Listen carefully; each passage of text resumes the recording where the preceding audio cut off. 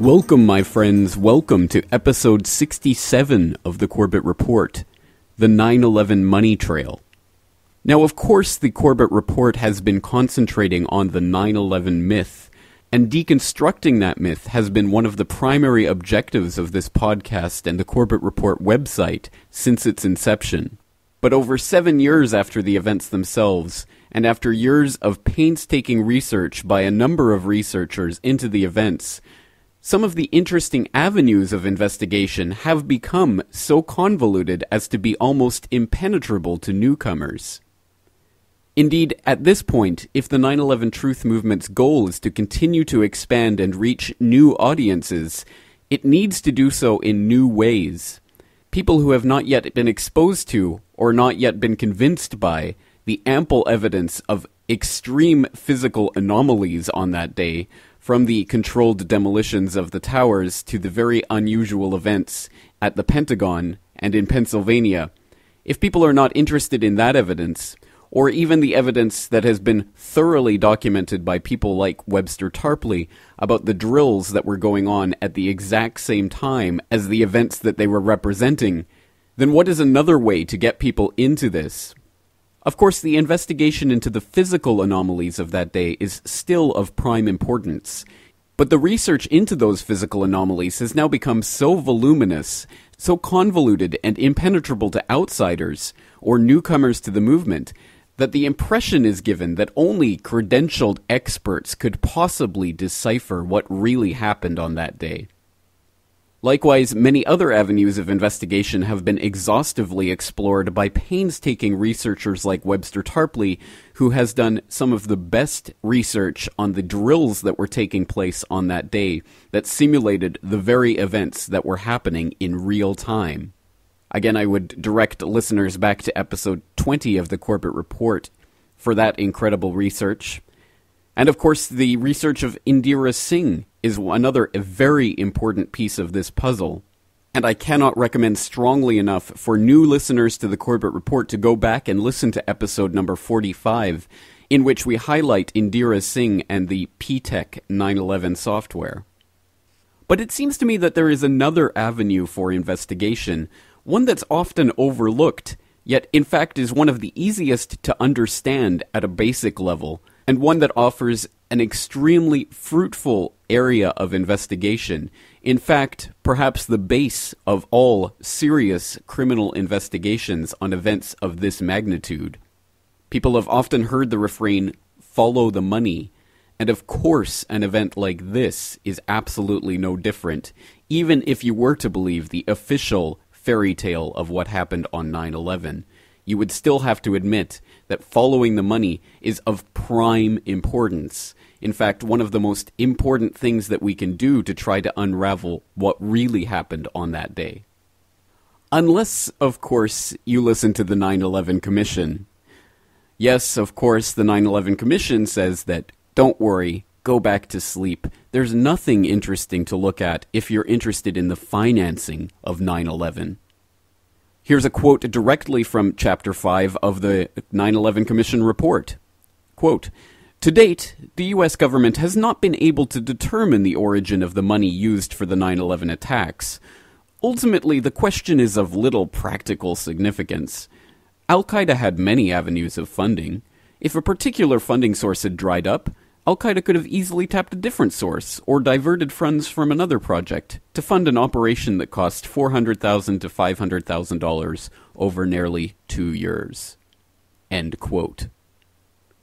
Yes, it's of very little practical significance where Al-Qaeda got the money for the attacks from, because Al-Qaeda could have gotten that money from many places, because Al-Qaeda has many different sources of funding, and since Al-Qaeda can get that money from many different sources, we don't have to investigate how Al-Qaeda got that money. Does anyone else get the impression that perhaps the 9/11 Commission report had come to certain conclusions about who did finance the attacks before the report was even written? Yes, I thought so. Well, let's explore some of the very troubling issues related to the 9/11 financing and hopefully, ultimately, come to a better understanding of how the attacks were perpetrated and by whom. And today we'll start with one of the most obvious and basic examples of how one individual stood to make $4.5 billion off of this horrific and tragic loss of life. Silverstein, a commercial real estate tycoon with international political connections, acquired a 99-year lease on the World Trade Center complex in the spring of 2001. Throughout the summer, he reworked the insurance policies on his new property, making sure that it was covered for acts of terrorism. Explicit in the lease agreement was Silverstein's right to rebuild the complex if it were destroyed. After 9/11, Mr. Silverstein fought his insurers in court to obtain double his policy limits for the destruction of his property, maintaining that the double hijacking constituted two disasters caused by terrorists, not just one. He won and was awarded over $7 billion, a magnificent return on his original $15 million investment. Not long after the disaster, Lower Manhattan saw banners like this one. Although they were idolized as cathedral-like symbols of power and triumph that pierced the New York skyline, the Twin Towers were big money losers for the Port Authority of New York. They cost millions a year to equip with the basics: electricity, water, heat, air conditioning, sewage, and even oxygen, being airtight. As modern communications connected traders from all corners of the globe, tenancy in the Twin Towers continued to drop. The towers presented another problem. Decades ago, their steel beams had been sprayed with fireproof asbestos, a cancer-causing material banned from use in building in the mid-1980s. Although the World Trade Center complex was given several waivers, it was expected to clean up its act. But to remove the asbestos from every supporting beam in the Twin Towers would have been almost undoable. Quotes for this cleanup ran over $1 billion, and no insurance company was willing to bear the cost. An urban renewal project of unfathomable proportions. Given the tower's issues and problems, September 11th proved an unexpected bonanza. The Trade Center was built in the 1960s to revive a rundown area of New York, and 40 years later, urban renewal could again take place. 2 white elephants were removed, and a brand new complex is in the works. The full height of the new Freedom Tower will soar to 1,776 feet.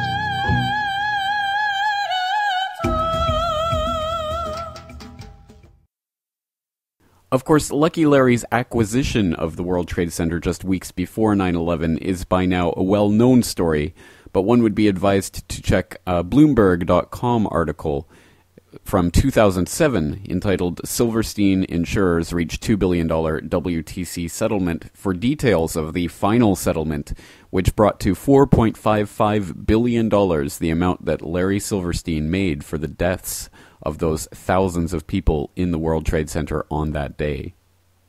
As I say, that story is fairly well known, but another story which is not so well known comes from a report from the Populist Party, populistamerica.com, from April 5th, 2007, Giuliani versus the Firefighters.